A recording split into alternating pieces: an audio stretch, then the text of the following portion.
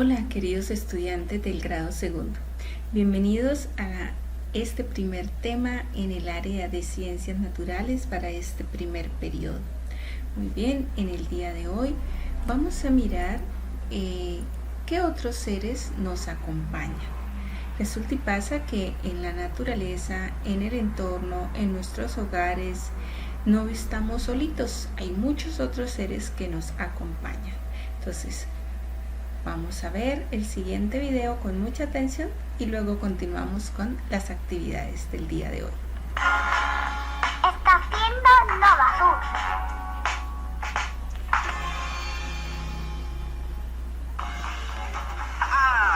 ¿Sabías que hay un personaje que cambia de color según la ocasión? Es un vertebrado muy preguntón. Es un camaleón. ¡Camaleón! Ovíparos, vivíparos, crustáceos, músculos, huesos y el corazón. Aquí encontrarás ingeniosas respuestas a las más entretenidas preguntas en Camaleón y las naturales ciencias. Hola, escamoso camaleón. ¿Qué haces? Estoy tratando de enseñarle a hablar a mi mejor amiga Roca, pero no contesta. Es muy tímida. No es que sea tímida, simplemente es inerte. Conozco seres grandes, simpáticos, otros muy pesados, pero inertes. Lo inerte es lo que...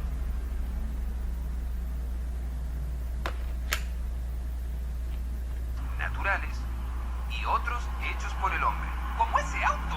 No necesitan oxígeno, no crecen, no se reproducen y no requieren alimento. Yo necesito todo eso, especialmente comida. Es que eres un ser muy vivo. Los seres vivos se reproducen Nacen, crecen y se desarrollan. y otra característica es que reaccionan frente a los estímulos del medio, como el frío, el calor, el ruido. ¡Mamá! Tengo más o menos claro lo de los seres vivos y los inertes, pero esta planta, por ejemplo, si le saco una hoja, Camaleón. pero si no le duele. Las plantas, a pesar de no hablar o quejarse, sí reaccionan. Observa, sus raíces crecen hacia donde pueden encontrar agua. Sus tallos y hojas crecen dirigiéndose hacia la luz del sol. ¡Wow! Y yo sacándole hojas. Bueno, ahora lo sabes. Camaleón, ¿por qué le dibujaste una cara triste?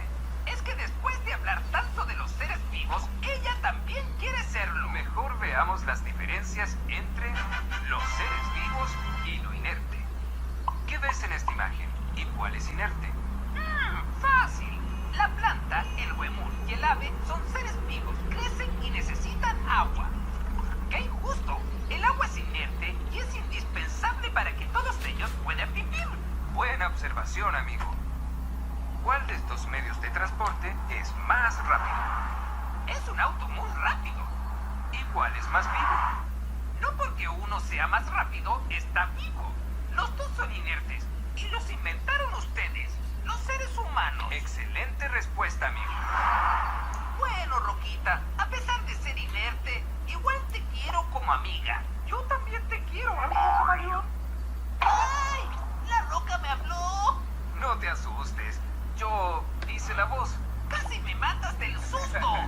Hacer bromas es típico de los seres vivos. ¿Te crees muy chistosito?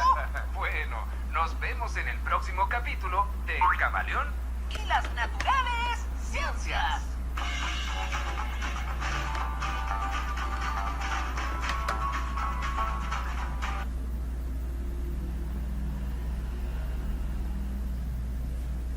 Bueno, como pudimos apreciar en este video, existen en la naturaleza seres inertes o no vivos. Encontramos, por ejemplo, agua, luz solar, aire, suelo, objetos del entorno, es decir, seres inertes o cosas inertes, digámoslo así. Y también encontramos seres humanos, plantas, microorganismos y animales que son llamados seres vivos. ¿Por qué? Porque cumplen funciones de nutrición, relación y reproducción. Por ejemplo, una ameba, una vaca, el roble, la paloma, el cocodrilo. Y por supuesto nosotros los seres humanos. Entonces, fíjense que existen como nos explicaba el video, seres inertes o no vivos y seres vivos, pero los dos son necesarios para que la naturaleza funcione adecuadamente. Los seres vivos tienen unas características especiales y es que ellos tienen funciones de nutrición, es decir, toman sustancias del ambiente, la transforman y la utilizan aprovechando los nutrientes. Los seres vivos se relacionan, como veíamos en el video, ellos perciben cambios, estímulos del ambiente y elaboran respuestas. Y los seres vivos tienen la capacidad de producir individuos similares o idénticos a sí mismos, es decir, se reproducen. Cuando hablamos de nutrición, estamos hablando de la forma como obtienen los nutrientes. Existe un proceso o una forma de nutrición llamada autótrofa, donde los organismos elaboran su propio alimento, como las plantas, bacterias y algunas algas también. No es que ellas vayan y lo preparen, no. Ellas, como veíamos en el video, toman luz solar a través de las hojas y a través de un proceso llamado fotosíntesis elaboran su propio alimento. Este proceso lo vamos a estudiar más adelante con profundidad. Luego tenemos otra forma de nutrirse, que es la heterótrofa, donde los organismos necesitan alimentarse de otros seres vivos o de partes de otros seres vivos, como por ejemplo nosotros, los seres humanos, como los animales, como los microorganismos, entre otros, los hongos. Entonces los organismos se relacionan porque ellos se desplazan hacia la luz. En el caso, por ejemplo, de los animales, algunos tienen sangre fría, entonces se exponen al sol para calentarse. Las plantas toman la luz solar. Si colocamos la plantica, por ejemplo, cerca a la ventana, sus hojitas van a tomar dirección hacia la luz para poder tomar la luz solar y fabricar su propio alimento. Los animales se desplazan para conseguir el alimento. Además, poseen órganos de los sentidos, así como nosotros los seres humanos. Y la reproducción, que recordemos que es la función por el cual un organismo da vida a otro nuevo, a un hijo. En este caso, por ejemplo, tenemos la sexual, que es cuando se genera a partir de dos progenitores. Entonces vemos acá, por ejemplo, el gallo y la gallinita, el toro y la vaca. Ellos dos se unen para dar vida a otro ser vivo. Mientras que en la asexual es cuando un individuo da o genera otro nuevo organismo a partir de él mismo, es decir, con una de sus partes. Puede ser un bracito, puede ser la cola, ¿cierto? Ellos generan otro ser vivo igual o similar. Los seres vivos son similares porque estamos conformados por unas estructuras llamadas células. Estas son capaces de realizar las funciones vitales, es decir, nutrición, relación y reproducción. Dependiendo de las características y estructuras que los conforman, los seres vivos se clasifican en microorganismos, animales, plantas, hongos y ser humano. Entonces, durante este periodo vamos a estudiar esas características especiales o esas necesidades especiales de los microorganismos, los animales, las plantas y los hongos. Y ya en el próximo periodo vamos a trabajar esas características, pero en el ser humano. Muy bien, iniciamos con los microorganismos. Se llama microorganismos porque es que son muy pequeñitos, muy chiquititos, y como no los podemos apreciar a simple vista, lo debemos hacer a través de un instrumento llamado el microscopio. Entre ellos encontramos las bacterias, que son formadas por una sola célula, y los protistas, que tienen una estructura diferente. Existen bacterias que son muy buenas o benéficas para nuestro organismo y otras que sí son perjudiciales porque causan enfermedades. Los hongos. Los hongos son seres vivos que no se desplazan como nosotros, pero son heterótrofos y se alimentan de restos de plantas y de animales. Es por eso que los vemos, por ejemplo, sobre troncos que ya están en descomposición, sobre el estiércol de animales, sobre también en algunas frutas que ya están en descomposición, O, por ejemplo, el pan también tiene hongos. Hay hongos formados por una sola célula, como por ejemplo las levaduras. Hay hongos que crecen en las frutas o el pan formado por unos hilos delgados. Es cuando decimos que ya tienen moho, ¿cierto? Que ya es tóxico y no se debe consumir. Hay hongos formados por varias células que se conocen por tener una forma de sombrilla o sombrero. Y por eso los llamamos así, hongo sombrilla u hongo sombrero. Las plantas. Las plantas son organismos autótrofos, es decir, que elaboran su propio alimento. Recuerda que en el video nos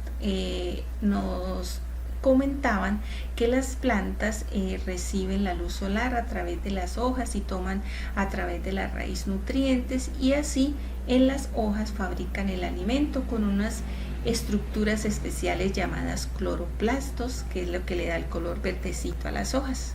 Viven fijos al suelo y obtienen agua y otros minerales de él. Las plantas tienen unas estructuras especiales entre ellas tenemos las flores. Las flores participan en la reproducción de este organismo. Los frutos se convierten en un recurso muy importante porque ellos contienen las semillas, que son las estructuras que permiten la reproducción en algunas plantas, porque no todas se reproducen por semillas. Esto lo vamos a trabajar más adelante. Las hojas permiten el intercambio de sustancias con el ambiente necesarias para respirar y elaborar su propio alimento. Es por eso que debemos cuidar mucho las plantas, porque cuando las plantas respiran, ellas al elaborar también su alimento producen oxígeno, que es un elemento súper importante para los demás seres vivos como los animales, como nosotros, porque necesitamos el oxígeno para poder vivir. El tallo ayuda a sostener la planta y transporta sustancias como agua y nutrientes. La raíz ayuda a sostener la planta fija al suelo y absorbe el agua y otros nutrientes que la plantita necesita para poder vivir. Resulta que las plantas poseen diferentes estructuras. Las plantas no siempre tienen raíz, tallo, hojas, flores, fruto, como siempre la hemos dibujado o la hemos apreciado en algún momento. Existen unas planticas que tienen unas estructuras que parecen raíces, pero en realidad son como unas raíces falsas. Si nosotros tratamos de retirar, por ejemplo, esa lama que nosotros le decimos que crece sobre los troncos o sobre las piedras, que se conoce como el nombre de musgos, ellos no tienen unas raíces verdaderas ni tienen flores. Ellos tienen unas estructuras especializadas, pero aún así siguen siendo plantas que siguen cumpliendo con las funciones vitales. Tenemos los helechos, que ellos tienen raíces, tallos, hojas y esporas. Fíjense que ellos no tienen ni flores ni frutos, ellos tienen unas estructuras llamadas esporas que les sirven para reproducirse. Y otras tienen raíces, tienen tallos y hojas, pero en lugar de flores tienen conos, como los pinos, que tienen piñitas y tienen una forma de reproducirse diferente a la que vimos anteriormente. En cambio, esta es como la que vimos en las partes de la planta, que tienen raíces, tallo, hojas, flores, fruto y semilla. Ahora vamos a ver los animales. Los animales son seres vivos heterótrofos, es decir, deben consumir otros organismos para conseguir la materia y energía necesaria para vivir, o si no consumen a otro organismo por completo, toman parte de ese organismo.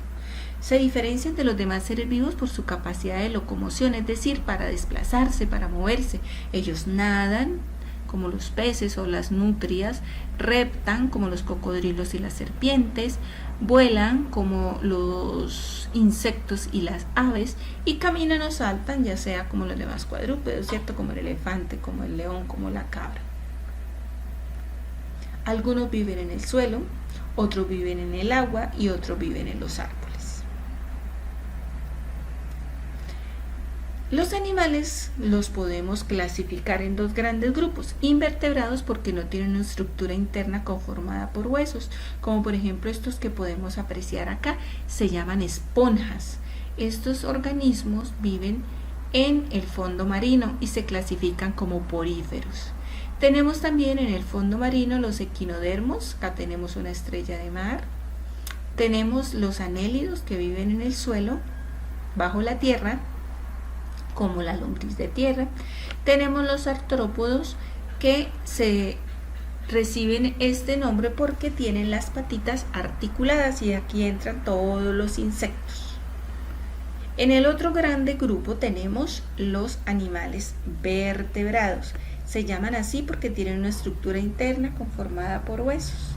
En ellos tenemos los peces, los mamíferos, los reptiles, aves y los anfibios. Todos ellos son animales que tienen características especiales porque cumplen funciones de nutrición, relación y reproducción, como lo vimos anteriormente. En el cuadernito vamos a desarrollar las siguientes actividades. En la primera parte tenemos una florecita que en cada pétalo está el nombre del grupo de los organismos. Allí vamos a dibujar un ser vivo que represente cada grupo, es decir, un ser vivo que represente los hongos, otro para los animales, otros para los microorganismos y otro para el ser humano. En el segundo punto vamos a utilizar las palabritas que están en el recuadro o en la rejilla para completar el texto que aparece a continuación. Seguidamente vienen dos cuadritos que debemos relacionar con líneas de colores sobre los hongos y los microorganismos. En el cuarto punto le vamos a ayudar a nuestro amiguito a responder las adivinanzas sobre las partes de la planta de acuerdo a lo expuesto. En el punto número 5 vienen un listado de animalitos y los vamos a clasificar en una tabla como la que aparece en el ejemplo. Yo ya seleccioné o taché 2 de los animalitos de la lista y los ubiqué en la clasificación que le corresponde, ya sea vertebrado o invertebrado. Y en el sexto punto vamos a elaborar un animalito, el que nos guste, lo vamos a tratar de hacer nosotros mismos. Ahí ahorita a continuación les dejo el paso a paso para que elijan uno solito de esos animalitos elaborados en plastilina. Lo hacemos con mucho cuidado y le vamos a tomar una fotico para dejarla como evidencia. Entonces acá tenemos algunos ejemplos de animalitos elaborados con plastilina. Mira, acá tenemos un caracol, acá tenemos un cerdito, tenemos la tortuga y tenemos un pulpo. Entonces es muy importante que miremos el paso a paso y elijamos el que más nos llame la atención. Seguidamente vamos a tener en cuenta estas recomendaciones siempre que vayamos a desarrollar las actividades. Es que las dudas que tengan sobre el trabajo las van a aclarar conmigo a través del WhatsApp por el interno. Vamos a realizar las actividades durante la jornada, es decir, de 7 a 12, con gusto les atiendo.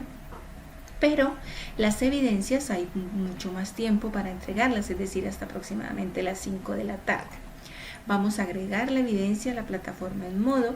Vamos a trabajar con especial cuidado en la ortografía, es decir, en la escritura correcta de las palabras. Es muy importante que cuidemos todos los seres que nos rodean, ya sean seres vivos o seres inertes. Muchísimas gracias por su atención y colaboración en el trabajo del día de hoy, querida familia, y nos vemos en una próxima oportunidad.